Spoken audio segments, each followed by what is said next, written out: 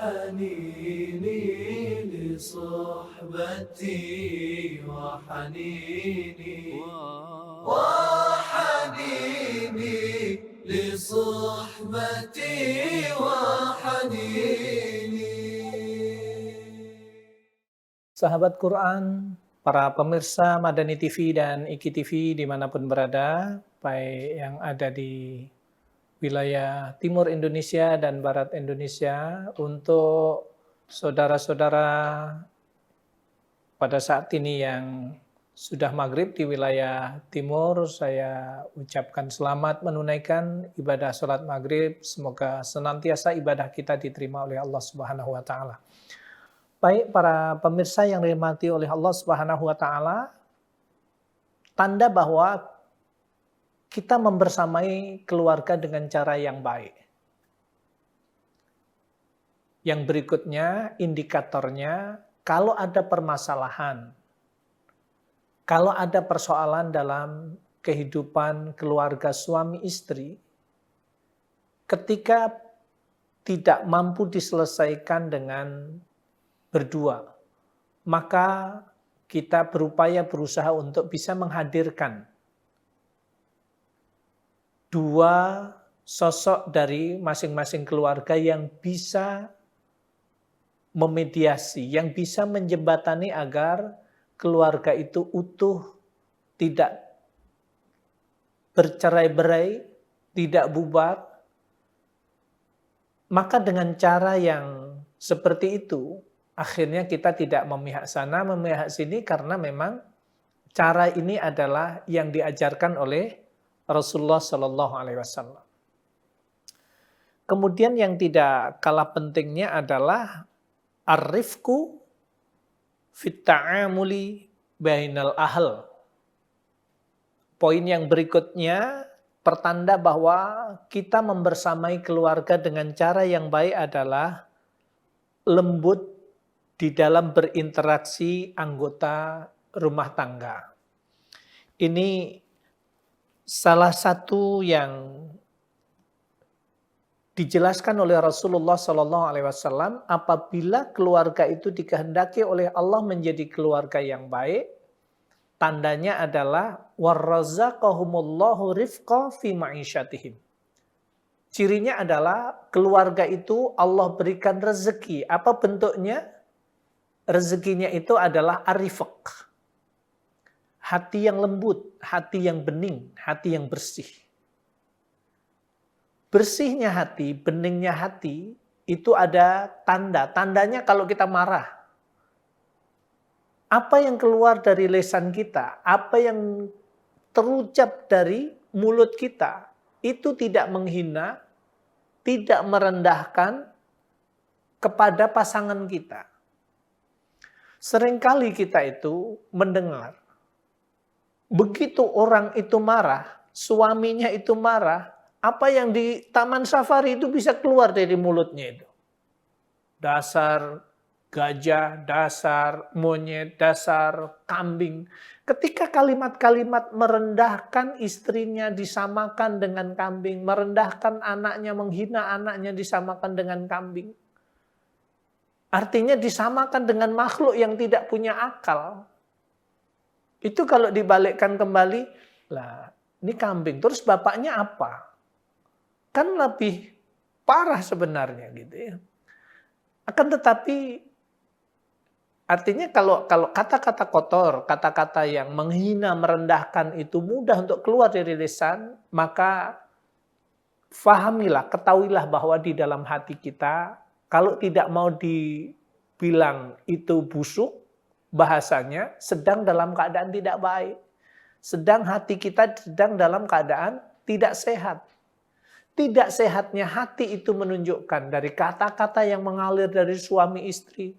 Yang satu menuntut haknya, istrinya menuntut haknya, suaminya menuntut haknya. Akhirnya apa? Yang terjadi adalah masing-masing berjuang untuk menuntut haknya, tidak memenuhkan haknya. Tapi kalau semangat kita itu adalah berupaya berusaha memenuhkan hak kita, ketika ada suasana tidak nyaman, kemudian kita sikapi dengan cara yang baik, dan itu akan lahir dari hati yang baik. Makanya Rasulullah memberi tanda warazaqahumullahu rifqan fi ma'isyatihim. Kalau keluarga itu dikehendaki oleh Allah menjadi keluarga yang baik, cirinya adalah Allah berikan ar-rifq. Allah berikan hati yang bening, hati yang lembut, hati yang bersih. Untuk memiliki hati yang bening, hati yang bersih, yang kemudian melahirkan ucapan yang kalau kita marah dengan seseorang, orang itu tidak akan dendam dengan kita. Kalau kita bersikap dengan sikap yang tegas, orang itu tidak akan membenci kepada kita.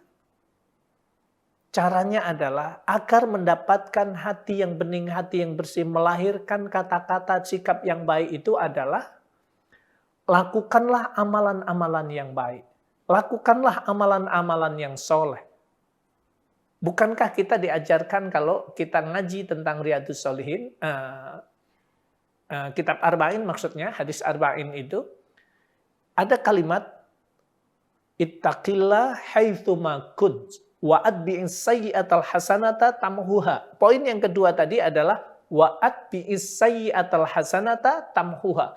Kalau engkau merasa pernah berbuat dosa, pernah berbuat mungkar, pernah berbuat maksiat, pernah berbuat yang tidak baik, maka lakukanlah, ikutkanlah ketika Allah masih berikan kesempatan, lakukanlah kebaikan demi kebaikan.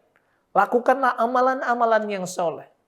Lakukanlah perbuatan-perbuatan yang baik. Niscaya dengan itu, tamhuha, Allah akan beningkan, Allah akan bersihkan, Allah akan ampunkan dosa dan kesalahan kita. Sehingga apa yang terjadi? Saqula qalbuhu. Hati itu akan menjadi bening, bersih kembali karena perbuatan-perbuatan yang baik yang kita lakukan. Menjaga akhlak kita, setiap ucapan dan perbuatan bagaimana orang lain itu aman dan nyaman dari ucapan dan perbuatan yang kita lakukan. Bagaimana orang lain itu merasa enjoy dengan sikap dan perbuatan kita.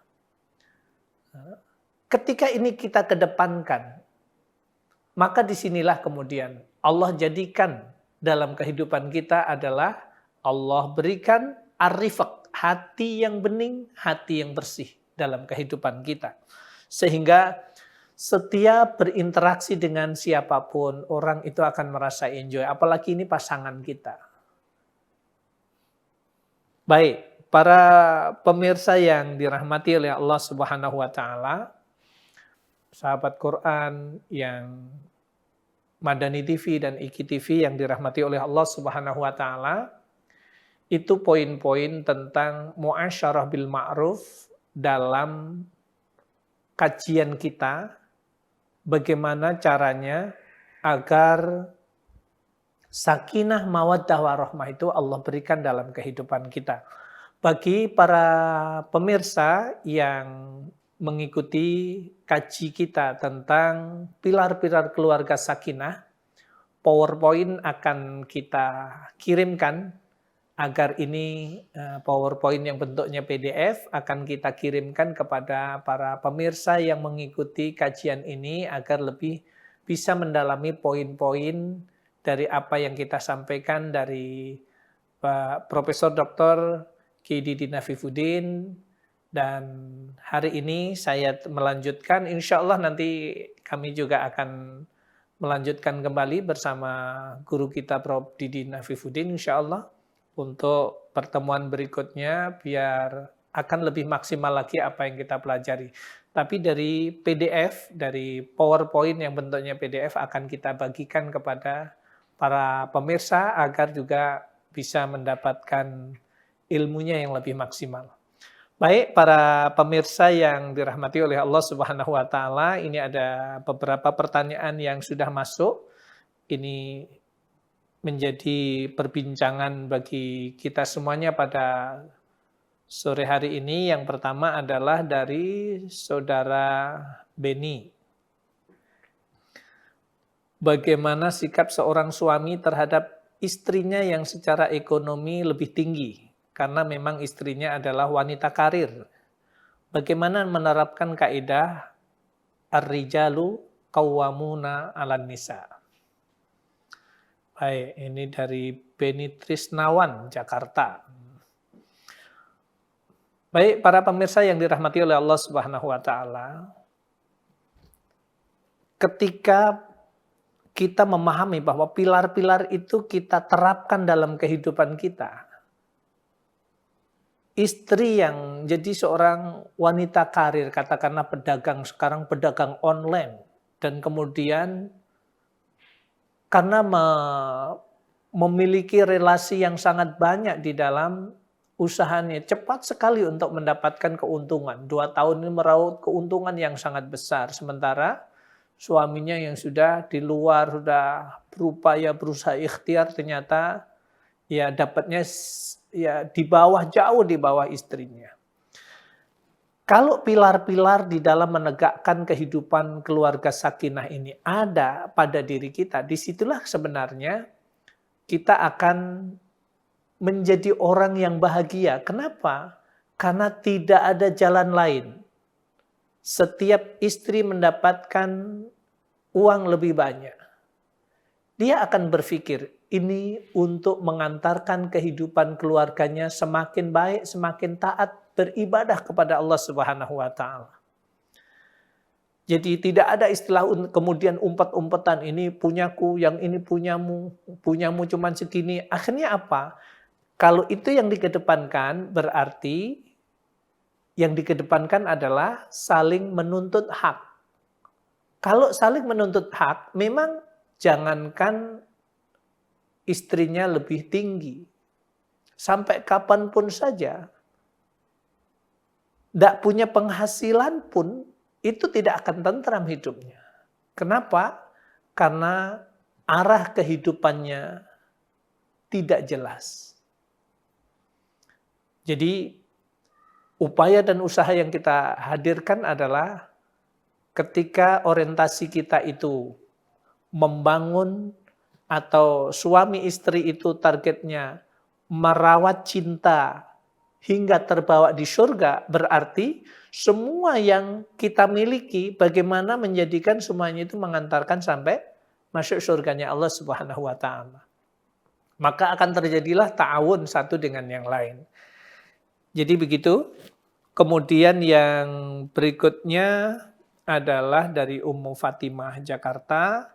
Saya pernah mendengar bahwa tugas utama seorang istri adalah mencari ridho suami dengan cara mentaatinya. Tapi ada suami yang sikapnya tidak sesuai dengan ajaran Islam. Bagaimana caranya seorang istri mendapatkan ridho dari seorang suami yang perilakunya tidak diridhoi oleh Allah Subhanahu wa taala? Apakah ada batasannya ketaatan istri tersebut? Baik. Insya Allah dalam kehidupan kita ini untuk seorang suami tidak adalah seorang suami yang kelasnya kayak Fir'aun. Kenapa? Kalau beda pendapat, siapapun yang membantah pendapatnya, sikat pokoknya, bunuh dia, termasuk istrinya. Siti Asia, istri Fir'aun, kemudian dalam hal apapun saja, berupaya untuk mentaati suaminya. Urusan memberikan hak kepada suaminya, dipenuhkannya. Ketika suaminya mengaku sebagai seorang Tuhan, dengan dilukiskan dalam Al-Quran, Ana rabbukumul a'la. Saya adalah Tuhanmu yang maha tinggi. Sampai tingkat mengaku sebagai seorang Tuhan. Artinya siapapun saja yang menentangnya, pasti dia akan bunuh. Bahkan untuk menjelaskan, coba, sayalah yang memberi hidup dan sayalah yang memberi mati. Ada 2 prajuritnya dipanggil untuk menghadapnya dan kemudian yang satu suruh duduk dan kemudian dipancung. Lepaslah kepalanya itu. Dia mengatakan, orang ini, prajuritku ini, saya kasih mati. Saya bisa membuat kematian. Yang satu saya akan kasih hidup. Kamu silahkan pergi, keluar dari ruangan ini. Dia saya kasih hidup. Dia menunjukkan bahwa dia maha kuasa. Seolah-olah. Fir'aun yang tingkatnya sampai seperti itu, Asiyah istrinya tetap mendampinginya. Kenapa? Karena mendudukkan kesalahan, kehidupan yang salah yang dilakukan oleh seorang suami adalah tanggung jawab suaminya. Apa yang kita lihat sebagai seorang istri ketika melihat ada kekurangannya, ada kesalahan yang dilakukan oleh suami, hak kita sebagai istri adalah memberikan masukan, memberikan kritik. Tentu saja dengan cara yang baik. Selama suami itu tidak menyuruh untuk tidak bermaksiat kepada Allah, maka harus ditaati. Tapi kalau menyuruh untuk tidak taat kepada Allah, nah itu baru. Kalau kamu hari ini tetap pakai begitu, saya akan marah kepadamu. Apa itu maksudnya? Istrinya suruh pakai rok pendek. Tidak boleh pakai jilbab. Sampai tidak boleh sudah.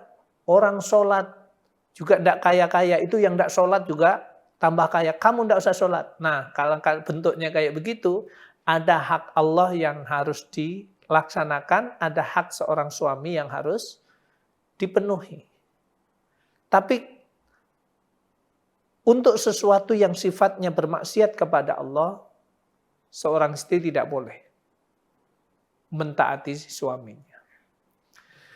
Baik, berikutnya dari Saudara Endang Supriyatna dari Jakarta. Apakah boleh menutup aib suami atau istri dengan cara menceritakan kejadian yang tidak sebenarnya? Berbohong untuk menutupi aibnya. Jadi kalau kita menyampaikan sesuatu, itu ada hal yang harus kita tutupi, tidak harus berbohong, tetapi kita harus membuat diplomasi, membuat rangkaian kata untuk menjadikan orang itu tidak menangkap dengan baik apa yang kita sampaikan, tetapi fahamnya akan belok. Kita tidak harus bohong. Karena lagi-lagi bohong itu kita harus mengeluarkan energi, akan berbohong kembali dengan yang lain, berbohong kembali kepada yang lain untuk menutupi kebohongan-kebohongan yang sudah berlalu. Jadi untuk menutupi aib, ketika kita mengkisahkan yang tidak sebenarnya, bahasanya itu bahasa diplomasi saja. Baik, kemudian ada dari Jogja, dari Saudara Sasa.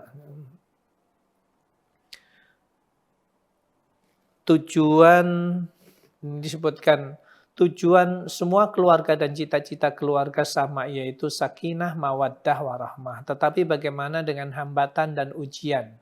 Studi kasus dengan keluarga Nabi, baik istrinya tetapi suaminya kurang baik, dari suaminya tetapi istrinya kurang baik, keduanya tetapi diuji oleh Allah dengan anaknya.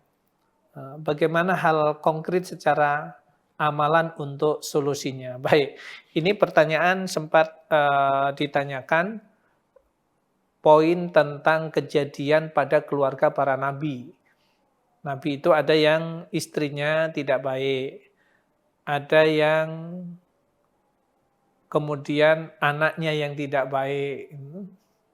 Seperti Nabi Lut, Nabi Nuh gitu ya.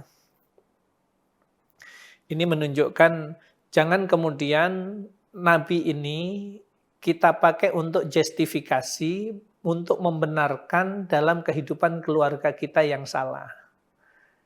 Kenapa? Karena semuanya itu akan menjadi ibrah bahwa semua orang punya cita-cita ingin menjadikan keluarganya itu sakinah, mawaddah, warahmah, lebih jauh lagi adalah ingin nanti bisa berjumpa di surganya Allah, sama-sama masuk surga.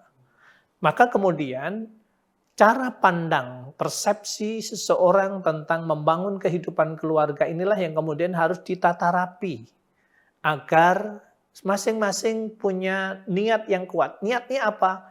Kita ingin pulang kampung kembali ke surga bersama keluarga kita.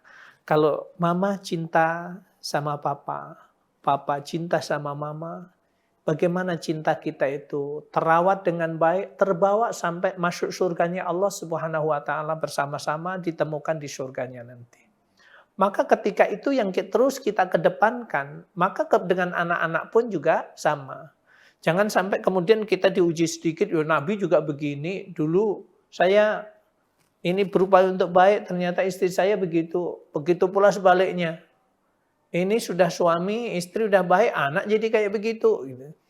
Jangan sampai kejadian apa yang terjadi pada Nabi terdahulu, kemudian kita pakai untuk menjustifikasi, melakukan pembenaran terhadap apa yang kita lakukan. Sementara para Nabi tetap kekeh berupaya, berusaha dari membersamai sampai lepasnya keluarga itu, tetap mengharapkan kepada Allah, ya Allah, ya Rabb, bukankah dia keluargaku ya Allah.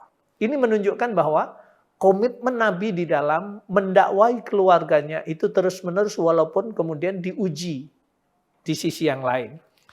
Baik, kemudian dari hamba Allah dari Bogor, seorang suami yang baik adalah yang bersikap lemah lembut terhadap istrinya. Namun ada suami yang sikapnya terlalu lemah lembut. Bagaimana jika suami tidak mengetahui jika perbuatan istrinya ternyata salah menurut ajaran Islam, tapi menurut adat yang berlaku di daerahnya hal itu tidak masalah, sehingga tidak berani menegur istrinya. Apakah suami seperti ini masuk kategori dayus? Baik. Pembiaran terhadap istri karena suami faham, itulah yang kemudian disebut dayus. Artinya ketika seorang istri melakukan pelanggaran syariat, suaminya tahu kemudian dibiarkan saja, berarti itu melakukan dayus. Tapi kemudian kalau suami tidak faham, ketidakfahamannya itu sebenarnya kita tahu ini adalah kelemahan. Ini adalah kekurangan yang terjadi pada suaminya. Maka kemudian disinilah pentingnya hamasah al-aliyah litafaqahu fiddin, ada semangat yang tinggi mempelajari ajaran agamanya bersama istri, bersama keluarga. Untuk apa? Agar masing-masing nanti punya parameter, punya standar cara pandang, ini salah apa tidak? Ini dibiarkan atau tidak?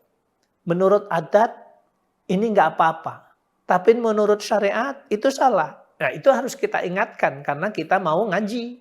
Ketika kita sama-sama ngaji, inilah sebenarnya menjadikan cara pandang tolok ukur sebuah kebenaran itu adalah minallah. Karena yang disebut amar ma'ruf nahi mungkar. Walaupun ini ada yang kita tahu, ada yang membelokkan tentang pemahaman ini. Justru kita yang dianggap belok seolah-olah amar ma'ruf nahi mungkar itu adalah tegaknya keadilan, sementara yang dimaksud di situ adalah amar ma'ruf nahi mungkar kita itu sudah standar. Ma'ruf itu adalah bahasa Al-Qur'an, pakai alif lam. Ta'muruna bil ma'ruf, pakai alif lam. Pakai alif lam ma'rifat.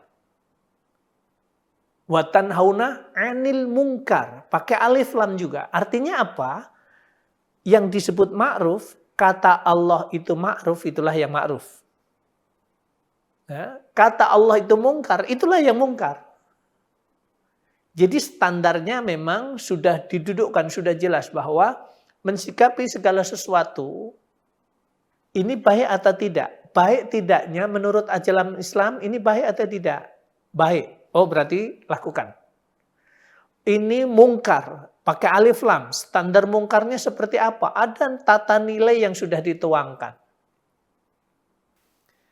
Baik para pemirsa yang dirahmati oleh Allah Subhanahu wa taala, tak terasa oleh kita pertemuan kita pada sore hari ini adalah kita melangkah yaitu pilar yang kedua. Insya Allah pilar yang ketiga mudah-mudahan nanti sudah bisa kembali bersama guru kita Profesor Dr. Kiai Didin Afifuddin bahasan yang ketiga insya Allah. Pilar yang ketiga. Jadi yang pertama adalah keluarga kita akan diberikan sakinah, mawaddah, warahmah oleh Allah apabila kita bangun di atas dasar iman dan takwa kepada Allah. Indikatornya apa? Sekali lagi, nanti silahkan kirim WA-nya untuk bisa kami kirimi PDF-nya tentang bahasan kita. Kemudian yang kedua adalah mu'asyarah bil ma'ruf. Kemudian pilar yang kedua mu'asyarah bil ma'ruf ini, madzahirul mu'asyarah bil ma'ruf. Indikator bahwa kita benar-benar membersamai keluarga kita dengan iman dan takwa kepada Allah atau tidak. Kita membersamai keluarga dengan cara yang benar atau tidak. Itu semuanya sangat bergantung sejauh mana pemandangan kita, pemahaman kita terhadap poin-poin tentang pilar-pilar atau indikator-indikator muasyarah bil ma'ruf itu. Baik, para sahabat Quran, para pemirsa Madani TV dan Iki TV dimanapun berada, baik yang ada di dalam negeri, di pelosok negeri, dan di luar negeri. Alhamdulillah, kita sudah sampai di penghujung bahasan tentang pilar-pilar keluarga sakinah yang kedua. Insya Allah kita lanjutkan dan ikuti terus kaji kita setiap hari Sabtu jam 4 sore bersama guru kita Pak Kiai Profesor Dr. Kiai Didin Afifuddin hafidhahullah. Tapi ketika nanti Pak Kiai Didin tidak memungkinkan untuk bisa hadir, insya Allah saya akan melanjutkan bahasan ini dan insya Allah terus agar kita bisa hadir untuk mengikuti kajian ini. Terima kasih. Kurang dan lebihnya kami seluruh kru Madani TV dan juga Iki TV ada kekurangannya. Mohon maaf yang sebesar-besarnya dan kami mohon undur diri. Subhanakallahumma bihamdika asyhadu an la ilaha illa anta astaghfiruka wa atubu ilaik. Assalamualaikum warahmatullahi wabarakatuh. حنيني لصحبتي وحنيني لصحبتي وحنيني